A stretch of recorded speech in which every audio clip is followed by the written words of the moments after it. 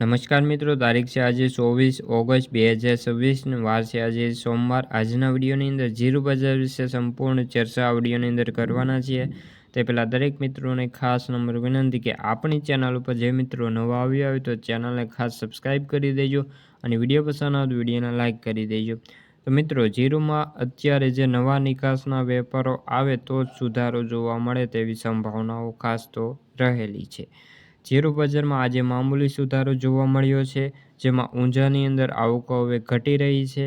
ખાસ કરીને જીરું બજારમાં જ્યાં સુધી નવા નિકાસના વેપારો ન આવે ત્યાં સુધી બજારમાં કોઈ પણ જાતનો સુધારો થવાની હાલ તો શક્યતાઓ જણાતી નથી અને વેપારીઓ દ્વારા પણ કહેવામાં આવી રહ્યું છે કે જીરુંનું વાવેતર સમય પહેલાં આવે ત્યારે જીરું બજારમાં હલચલ જોવા મળે તેવી સંભાવનાઓ છે।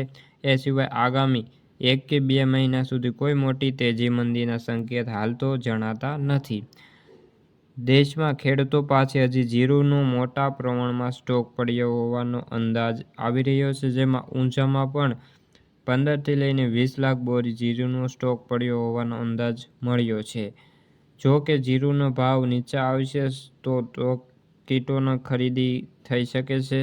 સ્ટોક કીટોની હાલ વેચવાલીના મૂડમાં નથી અને જીરું બજારમાં અત્યારે તેજી થાય તેવી હાલ તો શક્યતાઓ નથી અને તેના કારણે અત્યારે બજારની અંદર મંદીનો માહોલ જોવા મળ્યો છે। ખાસ કરીને અત્યારે ઓગસ્ટ મહિનો હવે પૂરો થવા આવી રહ્યો છે। ખાસ કરીને સપ્ટેમ્બરમાં પણ જીરુંની આવકમાં થોડો વધારો થાય તેવી શક્યતાઓ છે। ખાસ કરીને જે ઓક્ટોબર મહિનાની અંદર જીરુંનું વાવેતર થતું હોય છે તેના કારણે ભાવમાં ફરીવાર ઉછાળો આવે તેવી શક્યતાઓ છે અને ખાસ કરીને દિવાળીના સિઝનમાં જીરુંના ભાવમાં મોટો વધારો નોંધાતો હોય છે।